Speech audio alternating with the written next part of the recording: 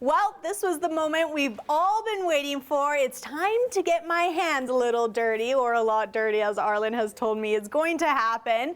Now, Arlen's going to tell us a little bit before we jump into fixing up this bike.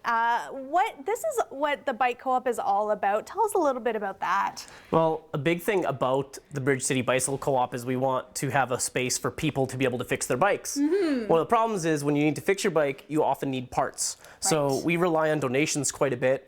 We have a pretty big stock right now, and as donations go, you've got some that are basically junkers that are scrap, where we're really just going to have to break it down, which is great for learning, which is kind of what we're going to do. And then you have ones that are in the middle, where maybe we want to take some parts off, we want to use them on different bikes, or you have bikes that are good enough that a little bit of fixing could actually get them out on the road. All right, Arlen, where are we going to start off here? Well, the first thing with this bike, which is kind of a stripper, you know, some of the things it looks like we might be able to use.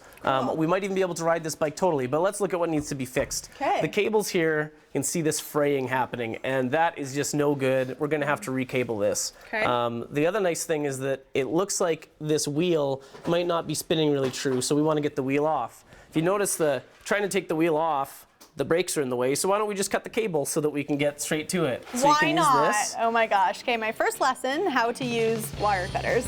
So just right there? Yep, just let her rip. There's definitely...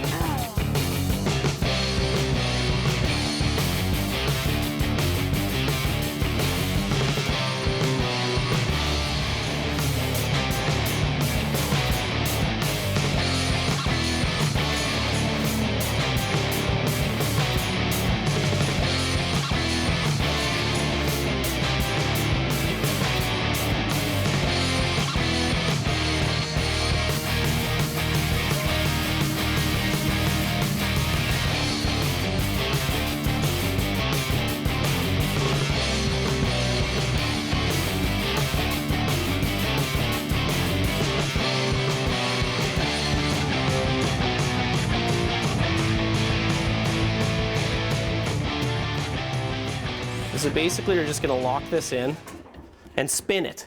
And the idea is that we're trying to figure out whether or not it's spinning straight or if we're going to have to adjust it a little bit.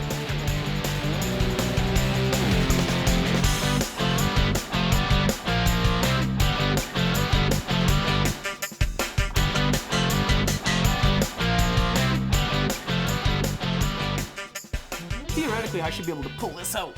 Oh. But so what does that it's tell pretty tight, so this actually might be in trouble and seized.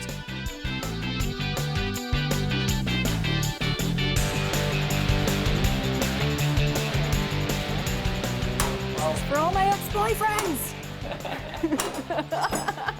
Well, being that it's not moving. Not even a little bit, and I mean, I am super strong. And this is pretty much, it means that it's probably seized up, which is probably the reason why it was in a strip pile, because it means that the frame's no good. So now we just have to look at all the different pieces and decide what's good, take them, put them in boxes somewhere else. And this is when you would reuse those parts and towards a bigger and better bike. Because if you look at everything else, you know, this looks really good, the derailleur at the back looks good, a lot of the parts look good, but sadly the frame, one of the first things to go, can happen if you're leaving your bike out a lot in the you know, in the snow, in the rain, and that sort of thing in Saskatchewan. Totally, it's very common. All right, well, thanks so much, Arlen. I mean, there's so much you can do on this bike, and I can only imagine the youth and everyone that comes down here, how busy they are trying to take apart and repairing these bikes. And we did kind of give you a bit of a harder job to work on today. When you come in for the first time, we're not going to have you true wheels or do some of this. A lot of the stuff when it comes down to is just, does it shift? Does it brake?